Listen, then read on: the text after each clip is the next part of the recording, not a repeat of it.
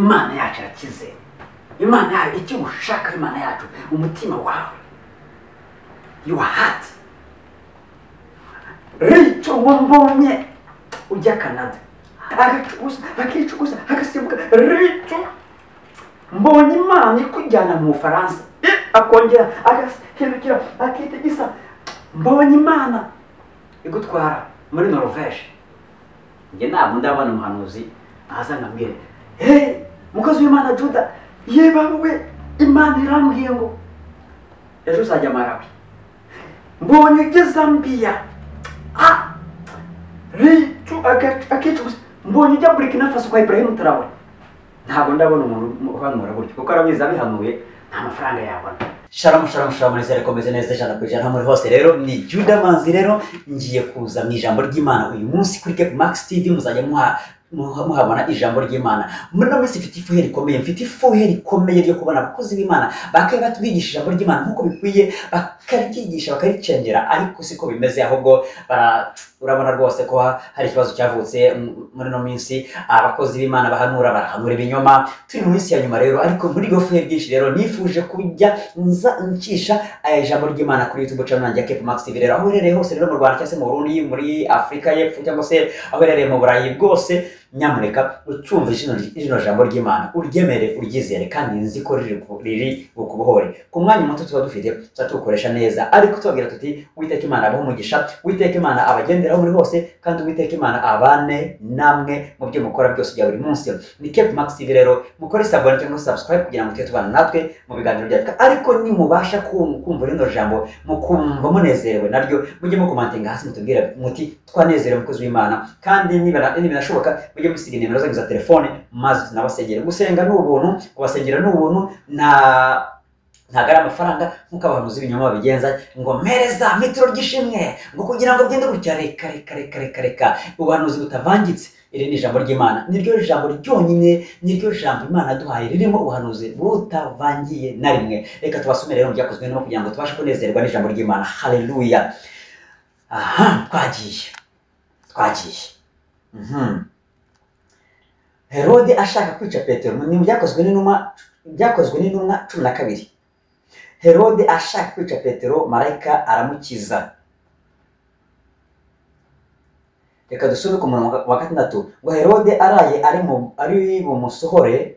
Iryo joro Petero yari asinziriye hagati y'abasirikare babiri aboheshejwe iminyururu ibiri. Abarinzi nabo bari ku rugi barinda inzu y'imbohe. Nuko marayika w'Umwami Imana ahagarara aho, umucyo waka mu nzu. Marayika akoma Petero mu mbavu, aramukingurira ati byuka n'ingoga. Iminyururu imuva ku maboko iragwa. Marayika aramubwira ati kenyera ukwete inkweto zawe. Abigenza atyo, arongera aramubwira ati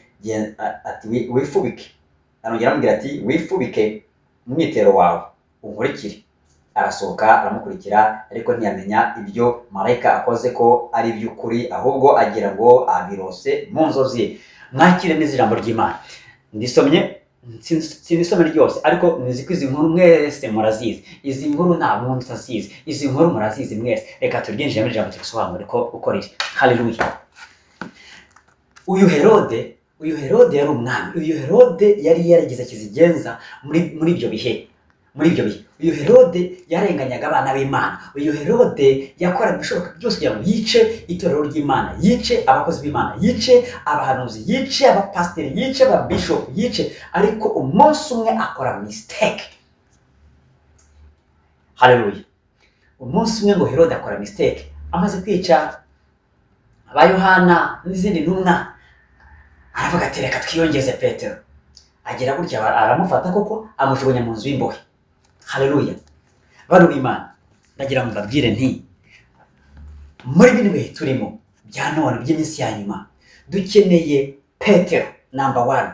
Mukeneye Petero mu buzima bwanyu, ndaza kubisobanura neza. Kandi dukeneye na marayika w'Imana kugira ngo aze uri muri iyo ndake cyangwa se muri iyo nzu y'imbohe uherereyemo kugira ngo abashe kwagukura. Haleluya. Turi mu minsi ya nyuma bantu b'Imana turi mu bihe bya nyuma aho abahanuzi b'ibinyuma bateye abakozi b'Imana nabo twakwise abakozi b'Imana nabo bakati mbese mfite ifuhe mu mutima wanjye.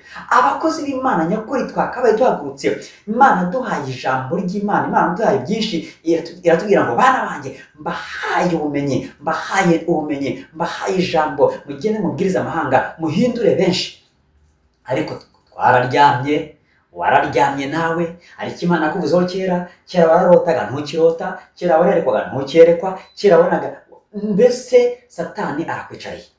Ariyo mpamvu njyewe Yuda nahagurutse nje kurwana umuhenerezo, umva inje, ntabwo Satani ari bunyire. Wowe uri kureba iyi channel, wowe uri kureba kino kiganiro cyangwa wowe uri kureba iyi video, ndakwinginze ngo wumve rino jambo ry'Imana. Uyu Petero yari umukozi w'Imana, uyu Petero yari akomeye, uyu Petero yari intumwa ya Yesu, yari umwigisha, uyu Petero yagendanye na Yesu. Uyu Petero ari muri ba bantu Yesu yabajije ati ese mwebwe uko mugenda mukora investigation mwumva uko abantu hanze bamvuga, none mwebwe ntumwa zanjye, bigishwa banjye, abanyeshuri banjye, mwebwe muzi ko ndindi, mubona ko ndindi. Ubwo yaramaze kubabaza ati abantu hanze bamuvuga gute, baramusubiza intumwa zati hanze bazingura umuhanuzi, bazingura Eliya, bazingura runaka, bazingura Yohana. None Yesu arababaza, none se mwebwe twagendanye, twabanye imyaka yose, ibi bihe byose, mwebwe mumbona gute, muzi ko ndindi? Ndi onkire wanyu, ndi brother wanyu, mwebwe mumbona gute? Batangira bararebana. Andrea ati buriya se ni Yohana ati Yuda ati bose baritapa, bose baritapa. Ngo nuko Bibiliya tugira ngo Petero aramureba, aramitegereza, uri umwana w'Imana, uri Kristo, umwana w'Imana. Yesu aramubwira ati mwana wanjye, inyama n'amaraso ntibyashobora gutahura undi. Haleluya. Ariko inyama n'amaraso ntibishobora gutahura icyo Yesu ari cyo. Niyo mpamvu abayisilamu bita Yesu ngo ni brother, niyo mpamvu abafarisayo bamwita ngo kwa Yosefu, niyo mpamvu bamwe mu Bayuda bamwita ngo na n'ubu ngubu ugiye mu Bisirayeli bakubwira ko Yesu batamwizera. Ariko ngo Petero, kubera ko ukoze ibyo, kubera ko uvuze ibyo rwose n'inyama n'amaraso ntibishobora gutahura undi we, utabihishuriwe n'Umwami Imana, utabihishuriwe ngo bishurirwe n'ijuru, ntushobora kumenya icyo ndicyo. Ahita avuga ngo Yesu, n'andi magambo Yesu nyawe yinjiye mu buhanuzi, aramubwira ati Petero, kubera icyo gikorwa uvuze, kubera iryo jambo uvuze, muri wowe, kuri wowe nzubaka itorero ryanjye, kandi naho amarembo y'ikuzimu yazamuka kukurwanya cyangwa se kukurwanya itorero ryanjye, ntibazigera barishobora cyangwa barinesha. Nzubaka itorero ryanjye, uru rutare nzakubakaho muri wowe. Murumva amagambo? Niyo mpamvu ikuzimu uko bakora kose itorero ry'Imana bashobora kurihungabanya. Uko byagenda kose itorero ry'Imana rizakomeza kuba itorero ry'Imana, ntibazigera na rimwe barihungabanya. Ayo ni amagambo Yesu abwiye Petero. N'ibindi byinshi Petero yakoze tutarondora. Noneho Herode agiye kumuboha. Rero agiye kumushyira mu nzu y'imbohe. Amushyizemo, umugambi urabaye, Satani rwose abigezeho byose, ariko ngo bamushyire mu nzu y'imbohe. Haleluya. Abitorero, abana b'Imana barasenga. Ngo niba ari ADEPR yasenze ntumbwire, niba ari Abaromani basenze, Abagatolika ntumbwire, niba ari abiwacu muri Parani Pentecost Church ya Cape Town basenze, ariko itorero ryahagurutse rirasenga we.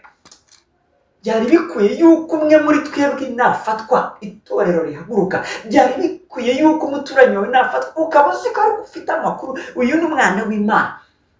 Ubundi umwana w'Imana ni ambasaderi w'Imana ku isi, ni ambasaderi ubwami bwo mu ijuru ku isi. Ni ukuvuga ngo umwana w'Imana hava akagera ntashobora guhohoterwa no byagenda gute. Impamvu duhohoterwa tukarenganwa nuko tutazi chapitre amascripture cyavuga, nuko tutazi ijambo ry'Imana. Ariko twakabaye twagacira ijambo ry'Imana, twakabaye kumva icyo Yesu atubwira. Ntabwo umwana w'Imana yakarenganye. Haleluya, haleluya, haleluya. Nshuti z'Imana, nshuti z'umusaraba, niba ukunda Imana, niba ukunda Yesu Kristo, niba ukunda ijambo ry'Imana, umva rino jambo we, umva rino jambo. Ndakubwiye ngo muri wowe ukeneye Petero. Yes, ukeneye Petero. Ndaza kumusobanura. Ukeneye marayika, ukeneye abantu babiri, Petero na marayika. Uyu Petero bamushyize mu nzu y'imbohe. Biragenda gute? Filime itangiye gukorwa. Abari gusenga barasenga amanywa n'ijoro, baratekereza, Mana gira neza, Mana gira neza. Petero yabwirije abantu benshi, yakije abantu benshi, yihanishije abantu benshi. Ngo nuko bagere hanze, marayika w'Imana Petero bavuye muri gereza. Guys, ibuka abasirikare 16. Njyewe uko mbibona, uko ntekereza, Bibiliya tugiye ngo marayika akigera muri gereza, ngo gereza yaratse umucyo w'Imana. Ba basirikare suzi ko babayeho kuri wa mucyo, barakubiswe mu nshere, umucyo warakubise.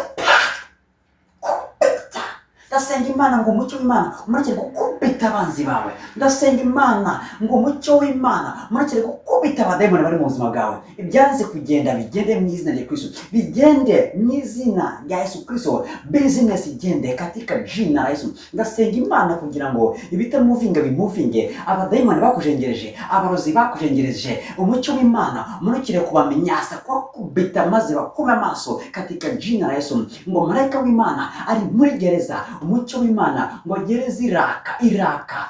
Uko yatse byanze bikunze, sinari mari ariko mukuramo imyemeza.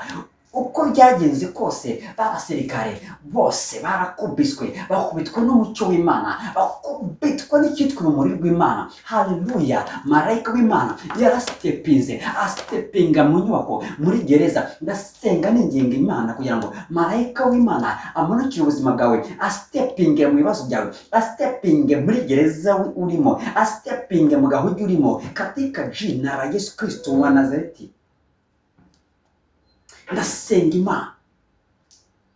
Ndasenga Imana kugira ngo marayika w'Imana amanukire kubohora iminyururu arikoshye, ituragurika icike, nk'uko yabwiye Petero ati, Petero baduka, amukoma mu mbavu, baduka baduka, iminyururu irabaduka, iminyururu iramwumvira, iminyururu iracika, ibyari bimuboshye birabohoka. Ndasenga Imana ngo Uwiteka Imana akubature mu nzozi, akubature saa 9 ubyuke usenge, akubature igihe cyose agushakiye, akubature agukure mu gahugi, akubature agukure muri gereza katika jina la Yesu. Ndasenga Imana ngo Uwiteka Imana akwegera gusanga hore.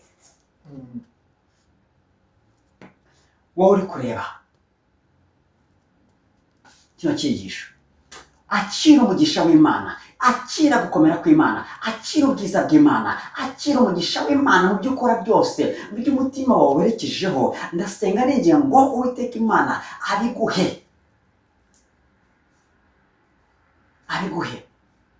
Turi mu gihe cya nyuma, mu minsi ya nyuma, abahanuzi b'ibinyoma bakaza kubwira ngo mbonye ujya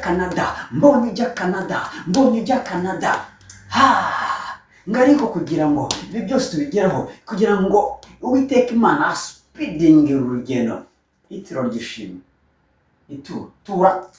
tura shyira hano. Imana igize amafaranga my friend, kwishaka Imana yacu irakize my friend. Imana yacu irakize. Imana yacu icyo ushaka, Imana yacu umutima wawe, your heart. Amafaranga, Imana ifite amafaranga, Imana ifite diyama, Imana ifite gasegereti, Imana ifite kopa, Imana ifite peteroli, Imana ifite ibintu byose. Imana yacu irakize. Ntagisha gushaka amafaranga, utwo dufaranga ngo 10, 20, $100, Richo mbonye ujya Canada. Hakurya rimwe ndabaza, ntago Imana, iyi ni Imana ireba Canada gusa?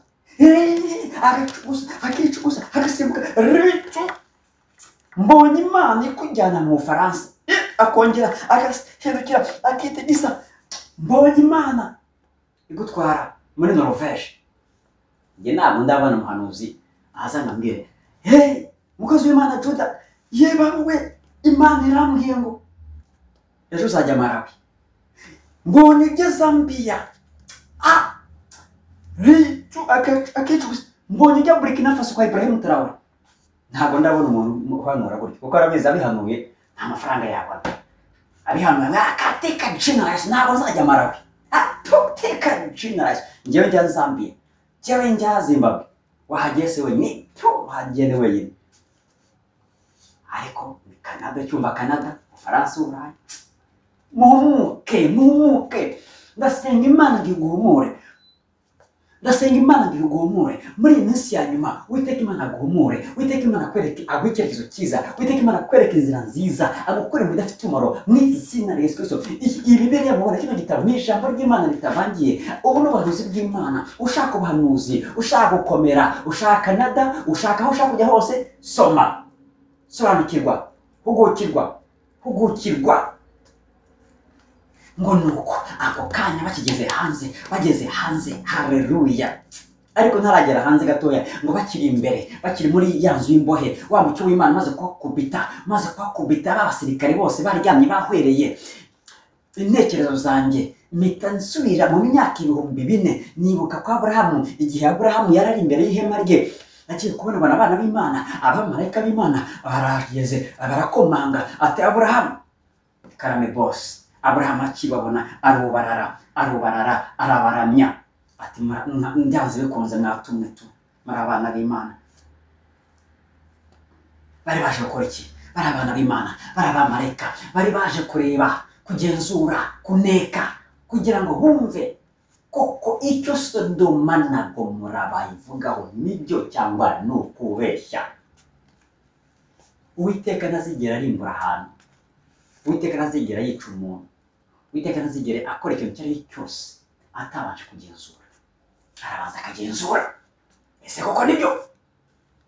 Ariko wowe ucyumva ko Yuda bamvuze, nibyo, kumva umugenzi wawe akaza kubeshya avuga ibigambo, ati urabizi, buriya kanaka yambwira ati buriya ntagukunda, nawe uti yego nibyo, kugendera mu kiganiro nibyo. Banza genzura amagambo y'abantu, genzura imivugire y'abantu, genzura abantu barateranya, abantu bagateranya, abantu bishimira iterambere ryawe, genzura, banza genzura. Uwiteka Imana yohereza abamarayika baza kugenzura Sodoma na Gomora, baraza baraneka, birirwa bagenda baneka batara amakuru. Amenya igihugu ko Sodoma na Gomora hari abatinganyi, amenya ko Sodoma na Gomora hari abarezibye, amenya ko Sodoma na Gomora harimo ibyaha koko. Ngo bari kwa Loti ku mugoroba, Abanyesodoma bose na Gomora baraza ati twabonye abagabo b'ibyota bitangaza bateruye bafite amatu, twahabonye abana beza, turashaka kurara nabo, turashaka kuryamana nabo. Ako kanya nihuse abamarayika babateye ubuhumu, ubwo ni ubuhumyo mu Kinyarwanda, babateye umwuka cyangwa se the spirit of blindness, the spirit of blindness. Babateye guhuma, barahuma, ntibabasha kubona urugi, ntibabasha kubona imbere n'inyuma. Aricyo cyabaye muri ya nzu y'imbohe, barahageze barasinzira, ntibabasha kubona ikijya mbere. Bakora gahunda zabo, Petero na marayika barisohokera abana b'Imana, basohoka twabonye Imana no muri gereza, twabonye Imana no muri gereza, twabonye Imana no mu butayu, twabonye Imana. Bageze hanze, marayika ameka ashaka ko ibintu byose bimeze neza, ati rero Petero, ibintu bimeze neza, ushaka wagenda. Marayika arabura, Petero ahita amenya inzira, aragenda agere kwa Mariya, agere kuri rya torero, asanga bari gusenga, harakomanga,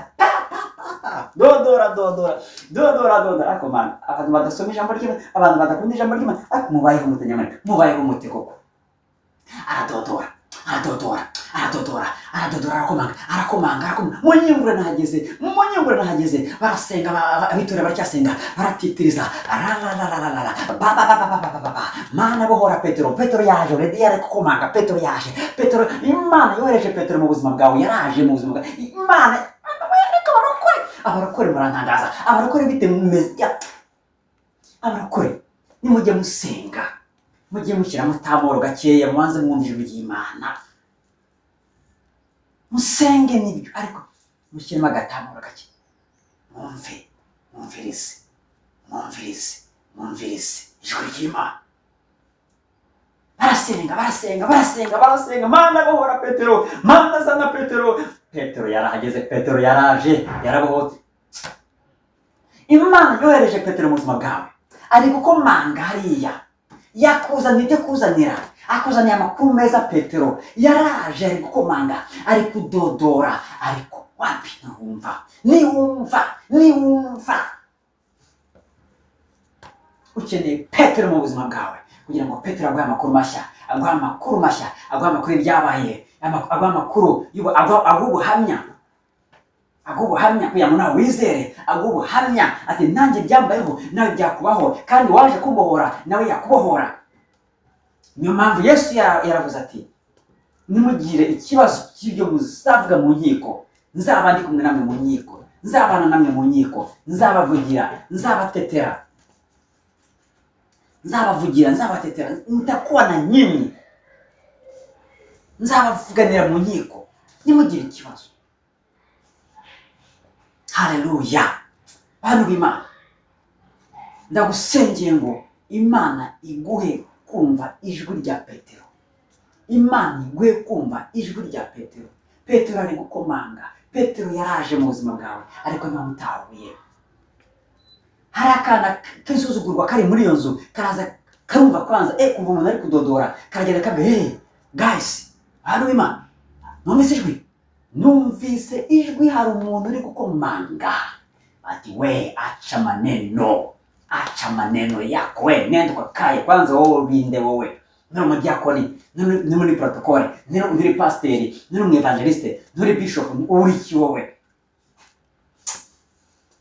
Akana kagati, no, I heard the voice, I can hear the voice of someone who is knocking on the door. Ndikumva ijwi ry'umuntu uri gukomanga ku rugi, atariko reka tuye kureba, agenda akingura, bakutwa n'inkuba, tikachina Yesu,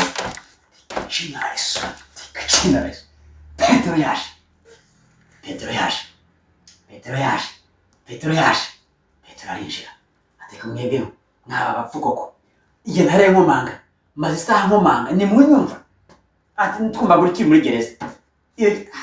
Arakore nyamurika, tuye dusenga Imana, dusenge, ariko dushyiremo agahe ko kumva ijwi ry'Uwiteka. Haleluya.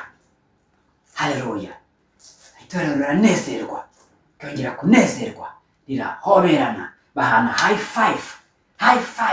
Thank you Lord, thank you. Bashima Imana, mwana urakoze, mwana wagize neza. Ndasenga Imana aho uherereye hose, waba uri mu Bufaransa, waba uri muri Belgique, waba uri muri Canada, waba uri muri Australia, waba uri i Bujumbura, waba uri Malawi, Zambia, Zimbabwe, aho uri hose, wumva ijambo ry'Imana. Iri jambo ry'Imana ribohora umutima wawe, gereza wawe urimo, agahugi wawe urimo, ibyo urimo byose bidafite umumaro. Ndasenga Imana ngo ikuhore, igukure mu byo wari urimo byose bidafite umumaro, mu izina rya Yesu Kristo. Ndagusengera Uwiteka, ndagusengeye ku Mana Data, kugira ngo marayika wamanutse akabohora Petero, amanukire kubohora, amanukire kugukura muri gereza y'ibyaha mu bubata turimo, mu izina rya Yesu Kristo. Ndagusengeye aho uri hose, icyagutwaye cyose, ndasenga Imana ngo kigukureyo, Uwiteka gukureyo,